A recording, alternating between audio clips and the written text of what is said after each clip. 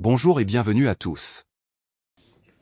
Que se passe-t-il en France? Hier, à l'Assemblée nationale, le gouvernement, Macron-Barnier est tombé. Il est tombé d'une manière particulière, à travers l'alliance des deux groupes les plus opposés de l'Assemblée nationale. D'une part, le nouveau Front populaire qui avait introduit une motion de censure. Avant de commencer, n'oubliez pas de vous abonner et d'activer la cloche de notification pour ne rater aucune de nos prochaines vidéos. C'est parti. Contre le gouvernement Barnier et de l'autre côté le Rassemblement national.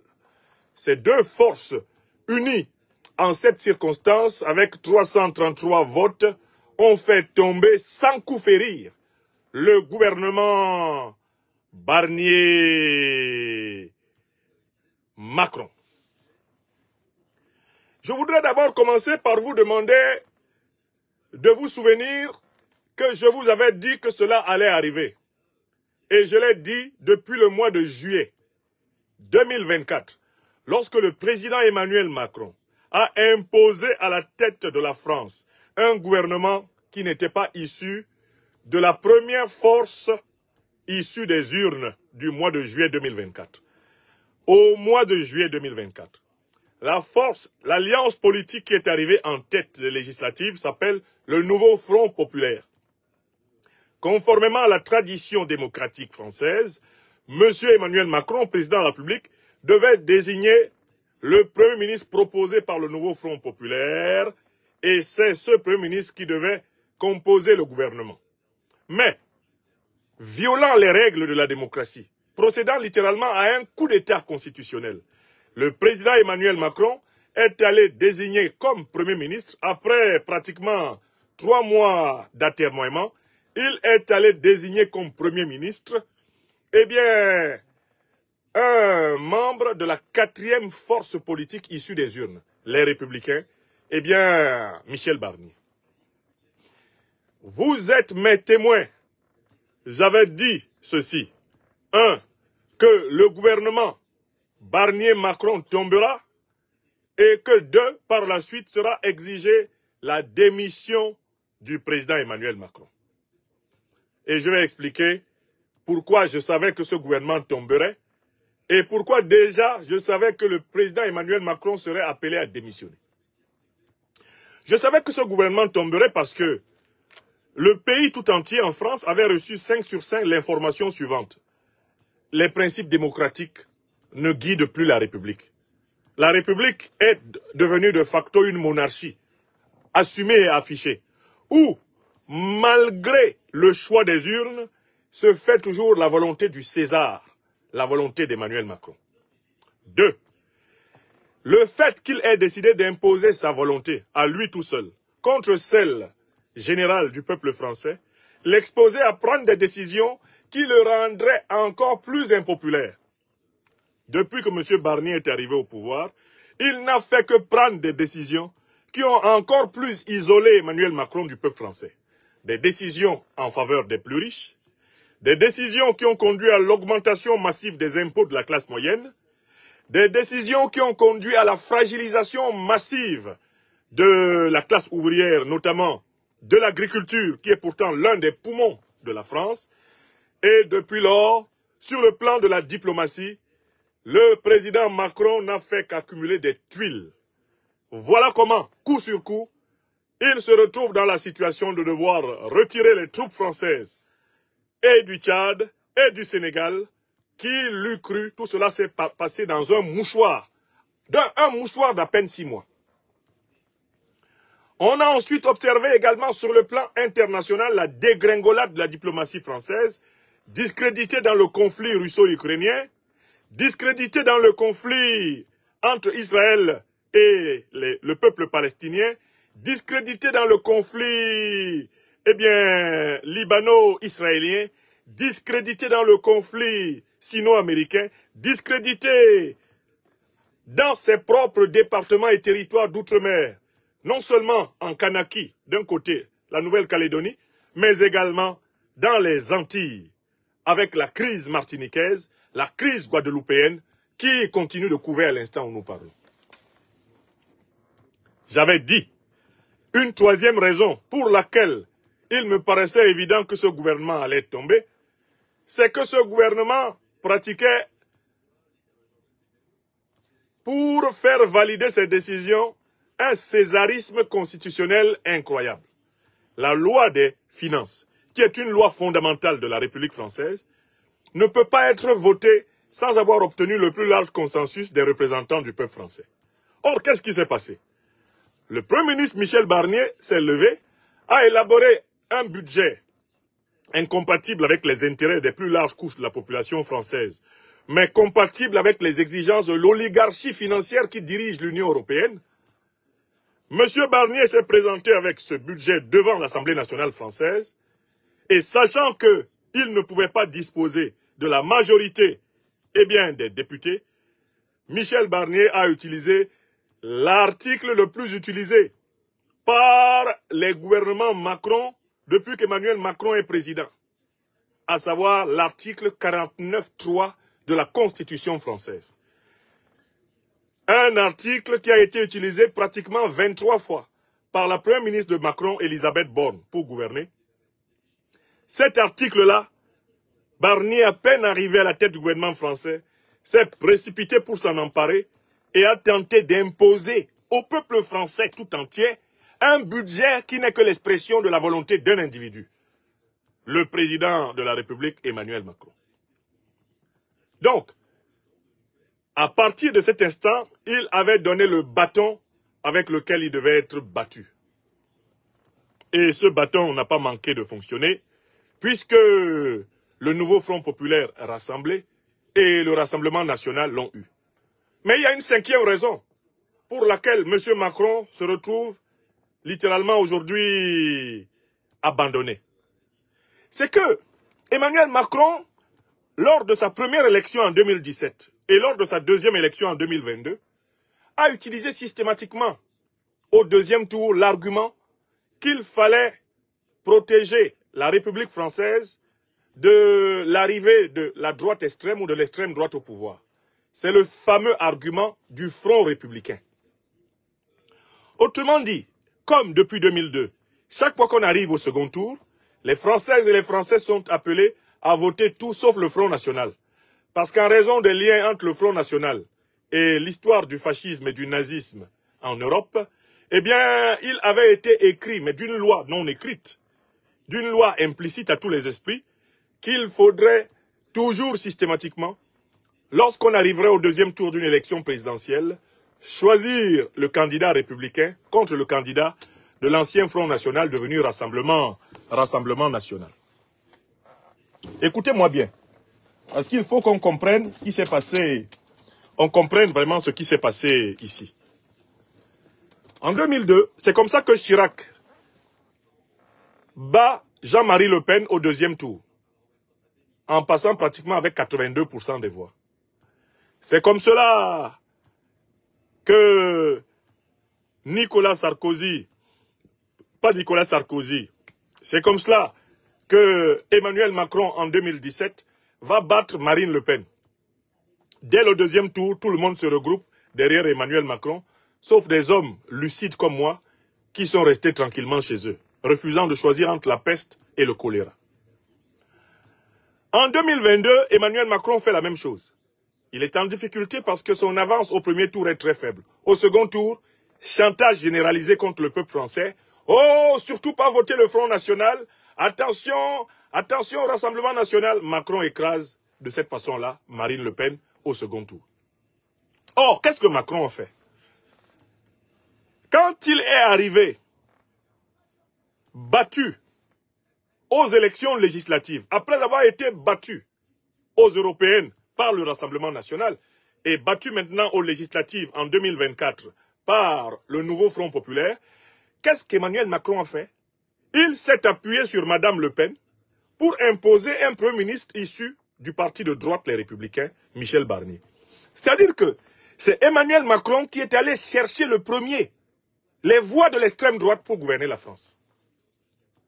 Mais ce qu'il ne voyait pas, c'est que par là même, en traversant la fameuse ligne rouge du Front républicain, Emmanuel Macron avait donné le pouvoir à tout le monde de s'allier à volonté avec le Rassemblement national en fonction de ses intérêts. Ce qui était inconcevable en France, entre 2002 et le mois de juillet 2024, l'idée d'une alliance ou même d'un vote convergent entre l'extrême droite et la gauche extrême ou la gauche radicale, eh bien c'est Emmanuel Macron qui a rendu possible ce rapprochement des contraires. Pourquoi? Parce que lui, il est allé s'entendre avec Marine Le Pen pour imposer contre Lucie Castex, qui avait été proposée par le nouveau Front Populaire, et pour imposer Michel Barnier. Emmanuel Macron a fabriqué le bâton avec lequel il est battu aujourd'hui. C'est lui qui a détruit solennellement, officiellement et définitivement le fameux Front républicain. Je dois dire que je n'ai jamais cru, moi-même, en ce Front républicain.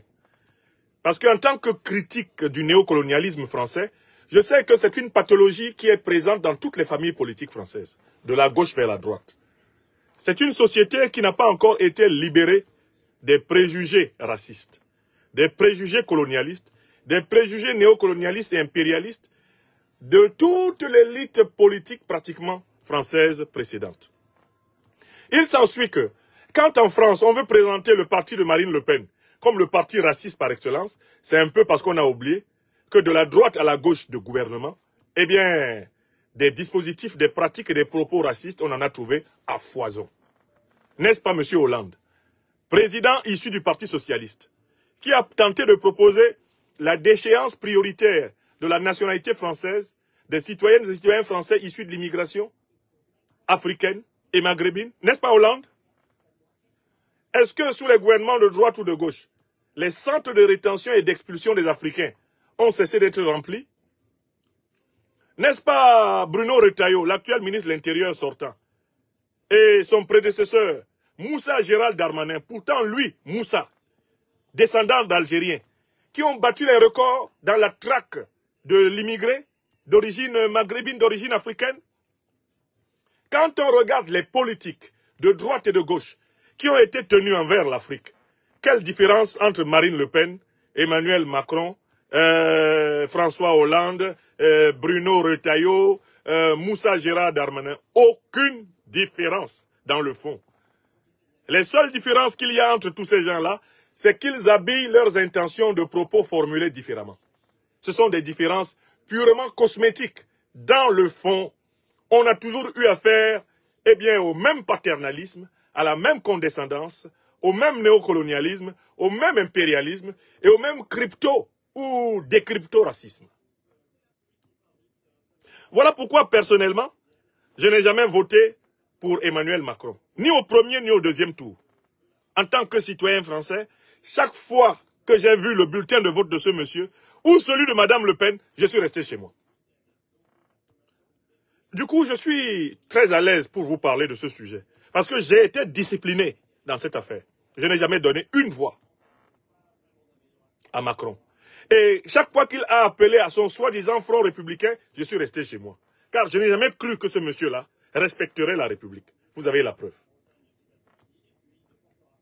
Donc, en fait, si aujourd'hui le gouvernement Barnier-Macron est dans l'eau, c'est parce que Emmanuel Macron a mis fin à la traditionnelle limite qui était opposable, la limite du Front républicain contre le Rassemblement national.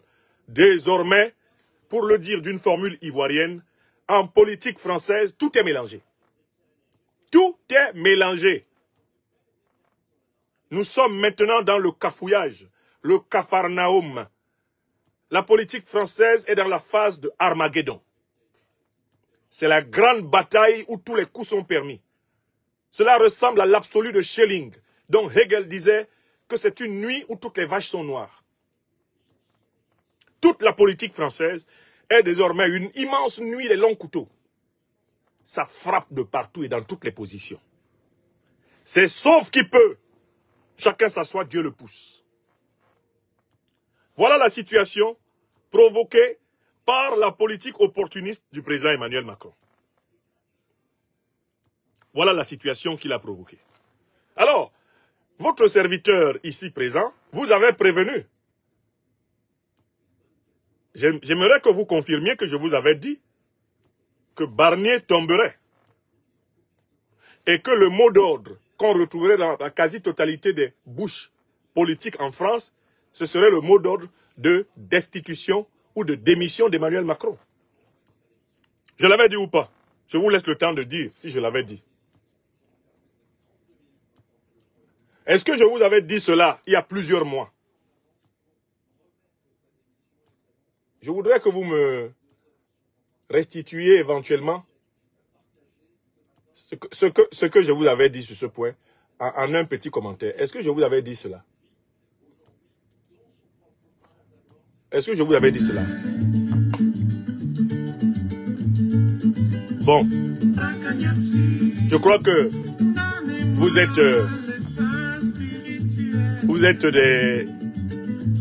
êtes actuellement plus de 30 000 en direct. Vous êtes plus de 30 000 personnes en direct.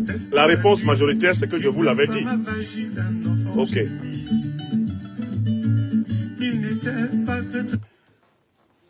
Maintenant, je vais vous parler de ce qui, de mon point de vue, va se passer.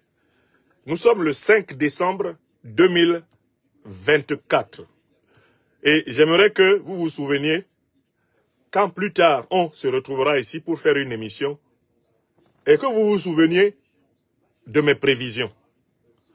Premièrement, ce soir-là, le président Emmanuel Macron va annoncer la nomination d'un nouveau Premier ministre. Ce sera soit M. Sébastien Lecornu, soit M.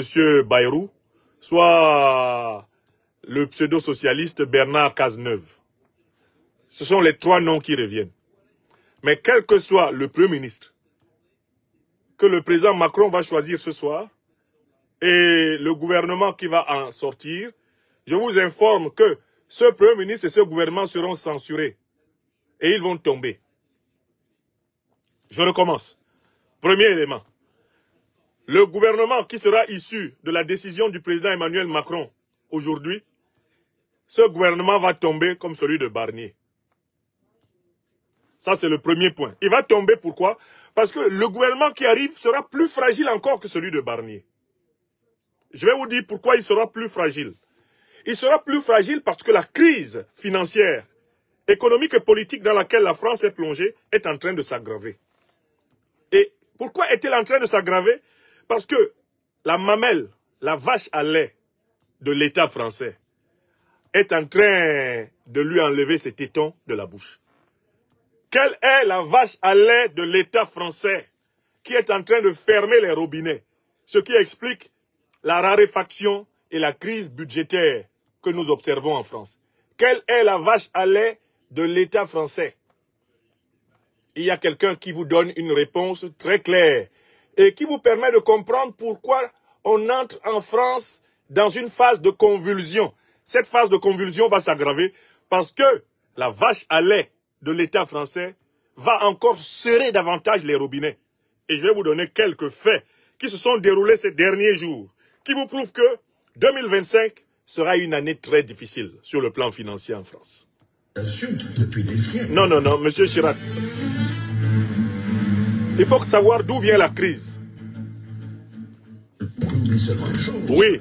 C'est qu'une grande partie de l'argent qui est dans notre porte-monnaie vient précisément de l'exploitation depuis des siècles de l'Afrique. Pas uniquement, mais beaucoup viennent de l'exploitation de l'Afrique. Alors, il faut avoir un petit peu de bon sens. Oui. Je ne dis pas de générosité. Oui, de bon sens. Le rappel sauve l'âme. De justice. Oui. Pour rendre aux Africains. Oui. Je dirais ce qu'on leur a pris, d'autant que c'est nécessaire si on veut éviter les pires convulsions ou difficultés avec les conséquences politiques que ça comporte dans le prochain avenir. Merci, M. Chirac. Donc, à partir du raisonnement de M. Chirac, on peut faire le raisonnement suivant. Puisque l'Afrique est la source de l'essentiel des bénéfices de la puissance française, or, l'Afrique aujourd'hui est en révolte. L'Afrique est en train de fermer toutes les vannes d'approvisionnement gratuit de l'économie française, qui datent de la période négrière, de la période coloniale, et qui ont traversé la période néocoloniale. Il s'ensuit que la crise économique et financière française va s'aggraver. Les fameuses convulsions dont parlait le président Jacques Chirac, ce sont elles qui sont en cours. Et je vais vous donner des exemples.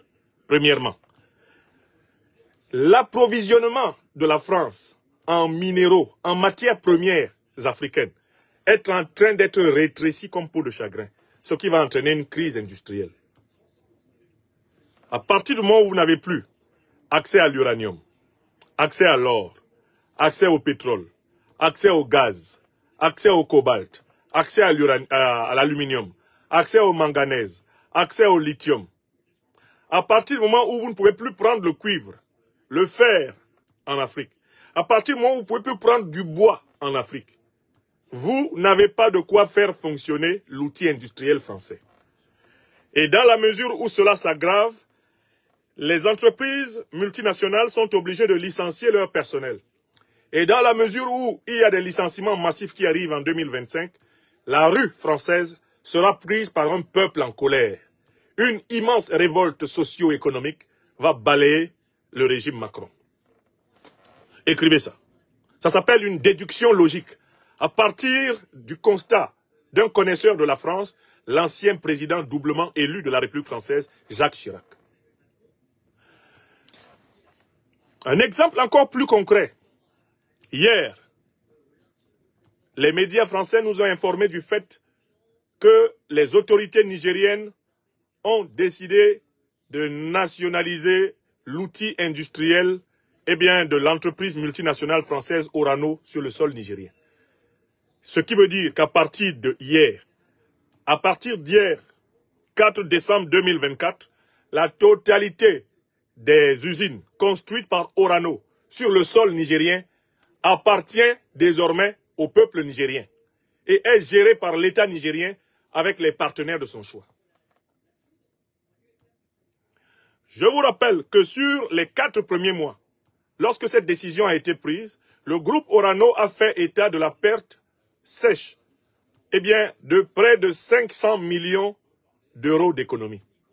Ce qui veut dire qu'en moyenne, au minimum, sur toute l'année 2024 qui s'achève, le groupe français Orano, qui est détenu à 90% par l'État français, ce groupe a perdu au moins 1 milliard d'euros. Rien qu'au Niger et rien que dans la filière uranium du Niger. Or, ce sont de telles décisions qui ont été prises au Mali, de telles décisions qui ont été prises au Burkina. Ce sont de telles décisions qui vont être prises au Tchad. Ce sont de telles décisions qui se préparent au Sénégal. Ce sont ces décisions qui se préparent après la chute de Ouattara en Côte d'Ivoire. Ce sont de telles décisions qui vont être prises, que Biya tombe ou pas au Cameroun. Ce sont ces décisions qui arrivent bientôt au Congo-Brazzaville, qui arrivent au Gabon. Ce sont ces décisions qui arrivent en Guinée équatoriale et qui arrivent en Centrafrique.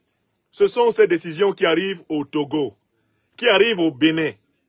Ce sont ces décisions qui arrivent, dans toute l'Afrique anglophone. Ce sont ces décisions qui arrivent un peu partout. Les multinationales françaises vont connaître en 2025 d'immenses pertes en raison de décisions politiques orientées par la dynamique de souveraineté qui traverse tout le continent africain. Ces immenses pertes vont se traduire par l'élargissement du trou budgétaire, du déficit budgétaire français. Le déficit budgétaire français va se traduire par la remontée du taux de chômage. La remontée du taux de chômage en France va se traduire par le renforcement des mobilisations populaires contre le régime du président Emmanuel Macron. Le renforcement du mouvement populaire contre le régime Emmanuel Macron va entraîner sa chute. Écrivez ça. On s'achemine en 2025 vers une année de crise énergétique. La baisse des approvisionnements en uranium, approvisionnement en gaz, approvisionnement en pétrole africain va se traduire par une crise du prix de l'énergie, une crise du prix du carburant, une crise du prix de l'énergie qui va rejaillir sur le prix des denrées de première nécessité, c'est-à-dire les prix dans les marchés, ces prix dans les marchés qui vont aller dans une inflation montante, alors que les salaires, eux, ne sont pas indexés sur cette inflation. Tout cela va provoquer la colère des salariés, la colère des fonctionnaires. Tous les corps sociaux français vont entrer en ébullition. Le président Emmanuel Macron ne va pas reconnaître la France, dont il est devenu président en 2017. En 2025, quand il va regarder la France depuis la fenêtre, il n'aura qu'une seule envie, c'est de la fuir. Écrivez ce que je vous dis. Tilana Yom Kalbe, Tilana. Il y a un autre domaine à partir duquel on voit que l'horizon est sombre. C'est le domaine de la géopolitique internationale.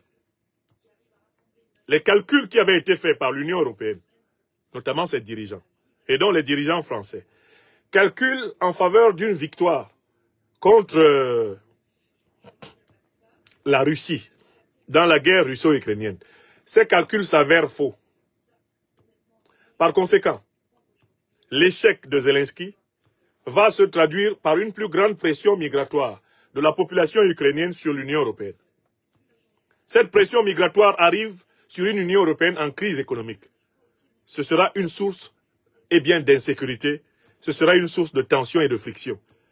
On va assister à la montée du racisme blanc anti-blanc. Ici en Europe, le racisme blanc anti-blanc arrive. Les hommes et femmes venus de l'Est de l'Europe, et notamment par la dégringolade de l'Ukraine, ces hommes et femmes vont être l'objet de discrimination ici. Pourquoi? Parce que l'Europe s'avérera incapable de supporter le coût social et économique de ces migrants massifs. La défaite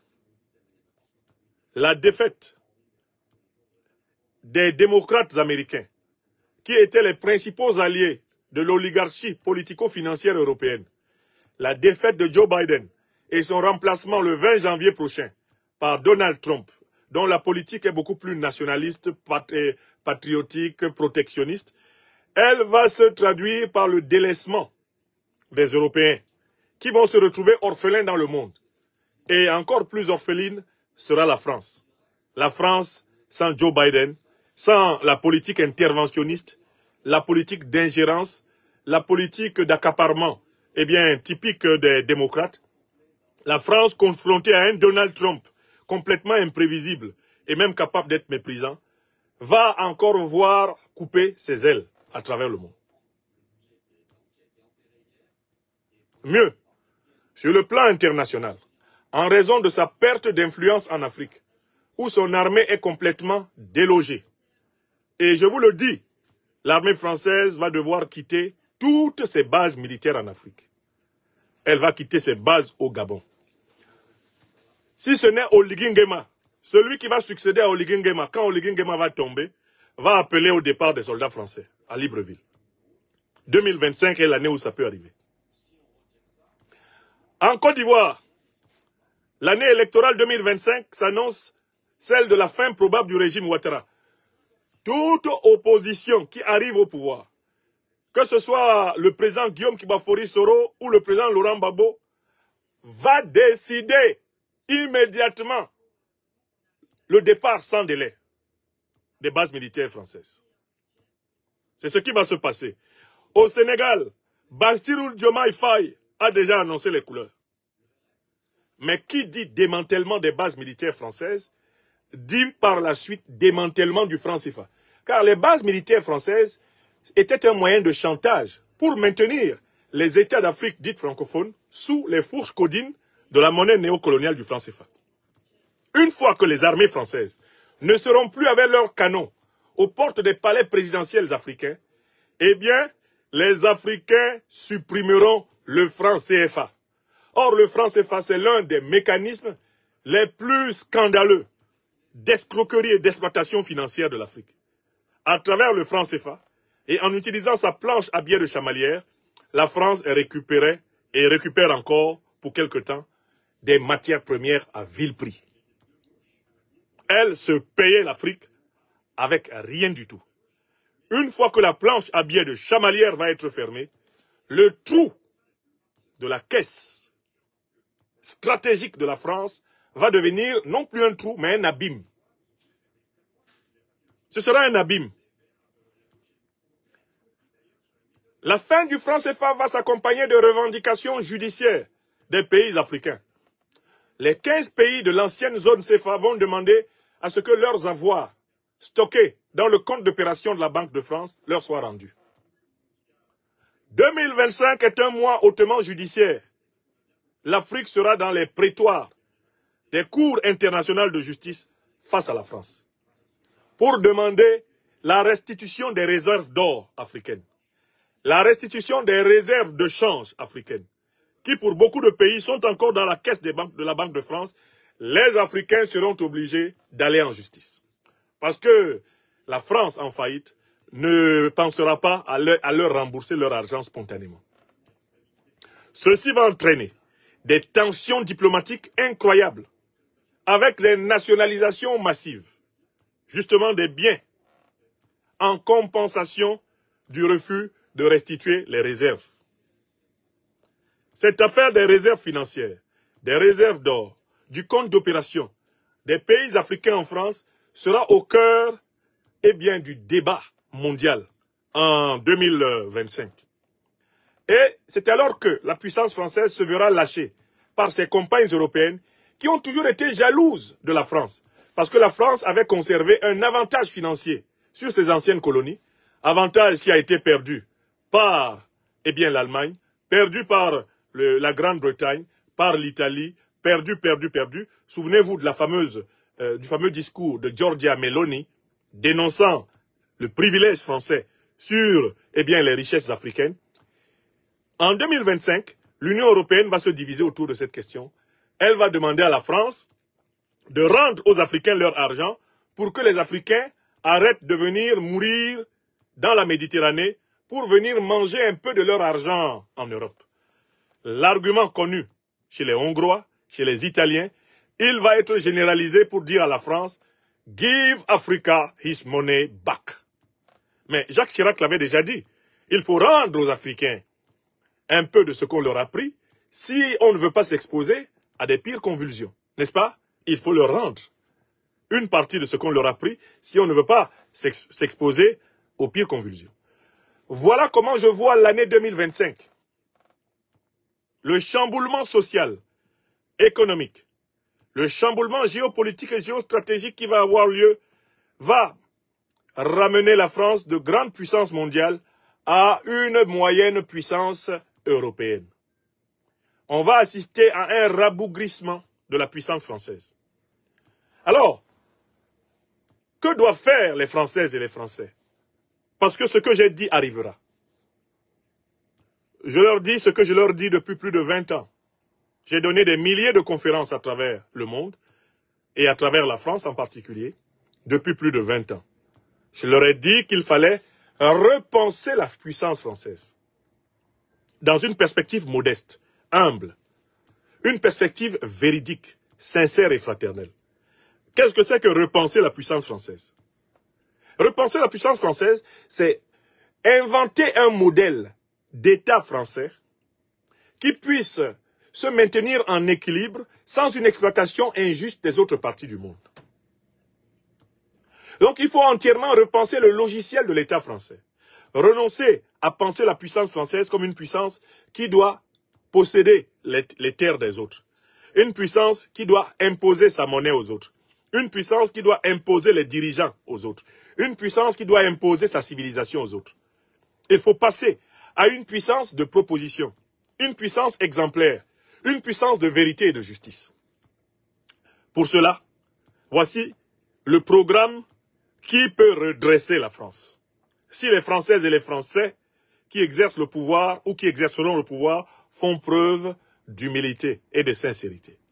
Premièrement, la décolonisation totale de la France. Ça passe par la restitution de la vérité sur les crimes de guerre et les crimes contre l'humanité commis de la période négrière à la période actuelle par la puissance française.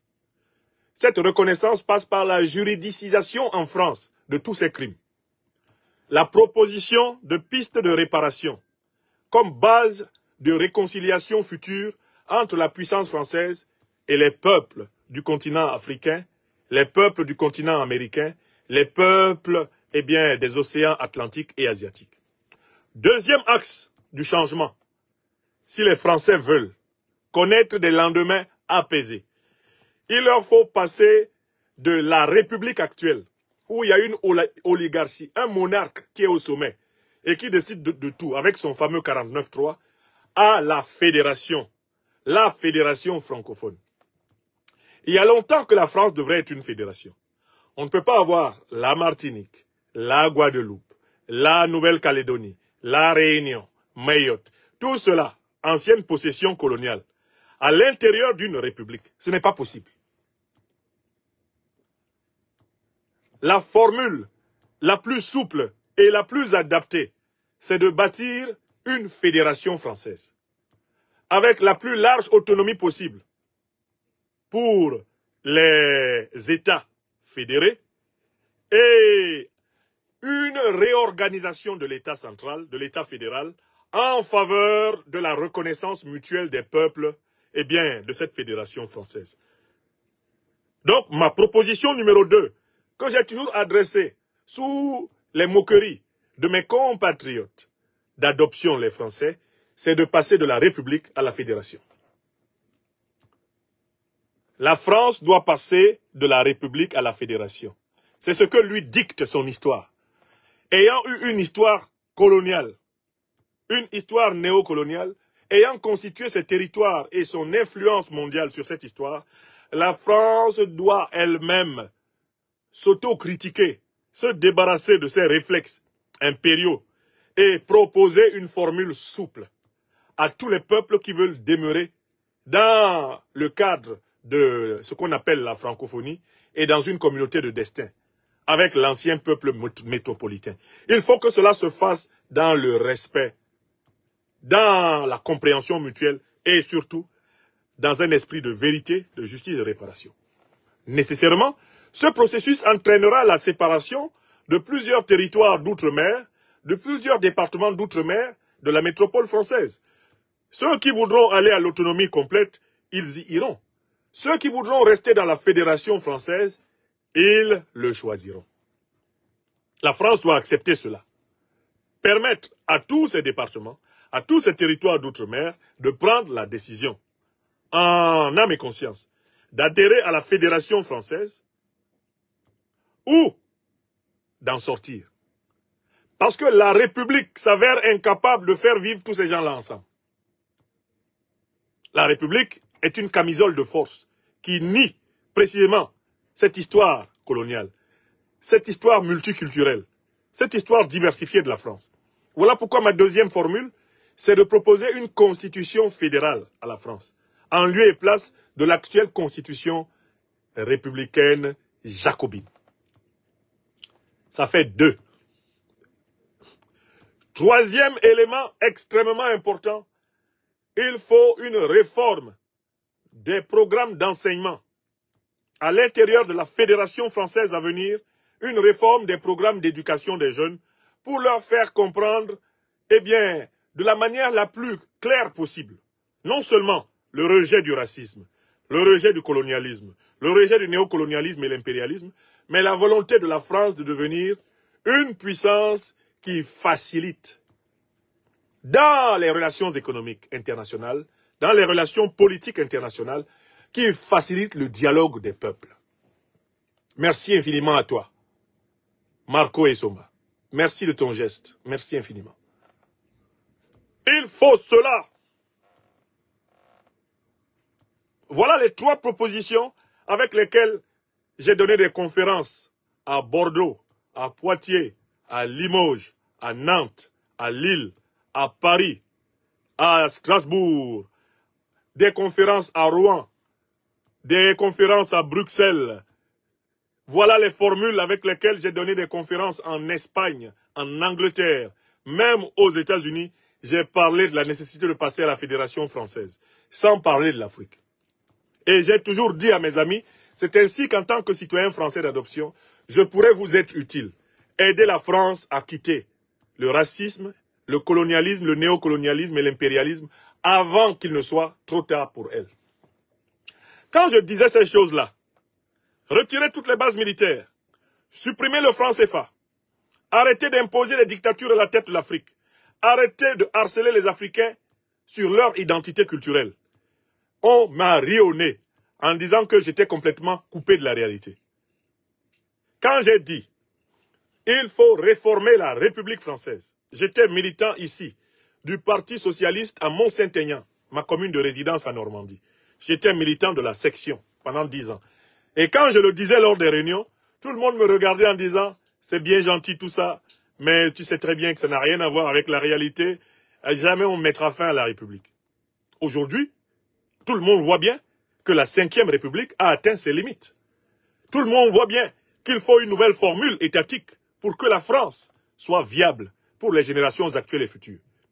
Tout le monde voit bien qu'on aurait dû m'écouter. Moi, on aurait dû m'écouter. Si on m'avait écouté, il y a plus de 20 ans, on n'en serait pas là aujourd'hui, à devoir s'accrocher sur les bords d'un trou dont les lambeaux tombent sans cesse avec celui qui s'accroche. Vous êtes d'accord avec moi ou pas? Voilà, mes chers amis, ce que je voulais partager à chaud avec vous aujourd'hui. D'abord pour vous dire que le gouvernement Barnier est tombé. Le gouvernement que le président Macron va mettre en place ce soir va tomber. Et au plus tard l'année prochaine, la seule question qui brûlera toutes les lèvres en France, ça sera la démission du président Macron.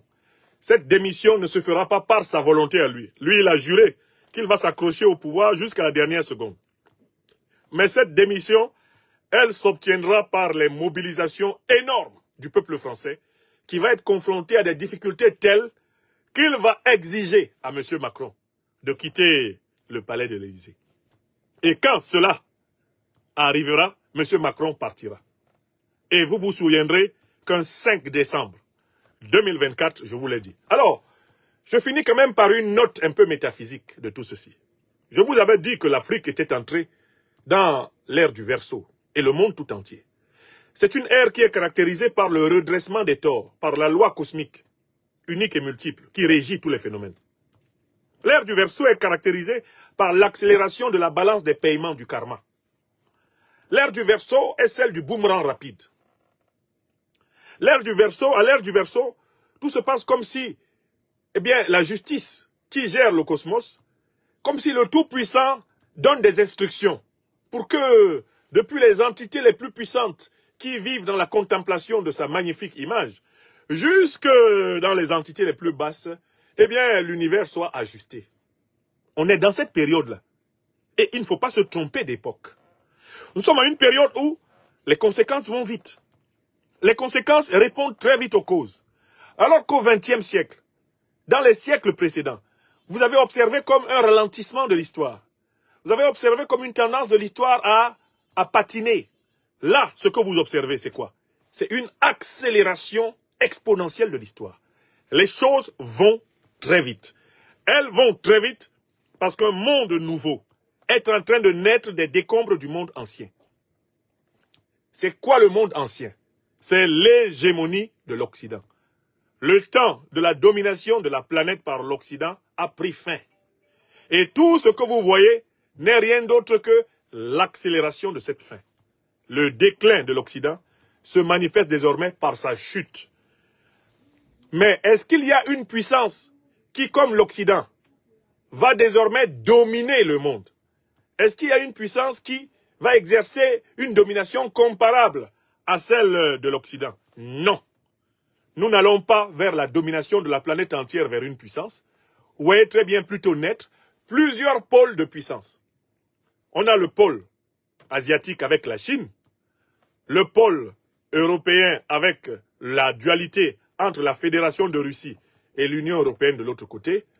On a le pôle, bien sûr, nord-américain, qui n'est pas complètement intégré au pôle européen, surtout sous la présidence d'un Trump. On a le pôle latino-américain, qui est en train de se constituer. On a le grand pôle africain, dont l'Alliance des États du Sahel constitue l'embryon décisif. Ce n'est pas l'Union africaine qui est l'embryon décisif de la puissance africaine. L'embryon décisif est au Sahel. Ce sont les 3 électrons puissants de la conscience africaine contemporaine, le Mali, le Burkina Faso et le Niger, qui constituent la molécule de base de la puissance africaine. à laquelle vont peut-être s'agréger bientôt le Tchad, le Togo, la Côte d'Ivoire, la Guinée, peut-être le Sénégal. Tout cela va arriver.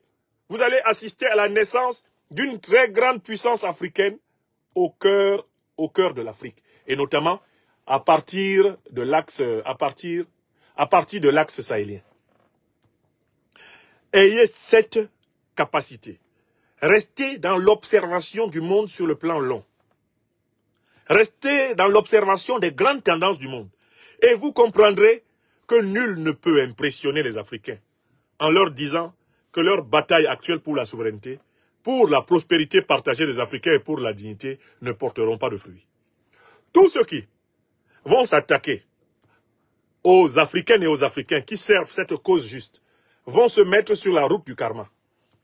Je vous invite à constater ce qui arrive en particulier à ceux qui ont décidé de me persécuter. À tous ceux qui ont décidé de nous persécuter.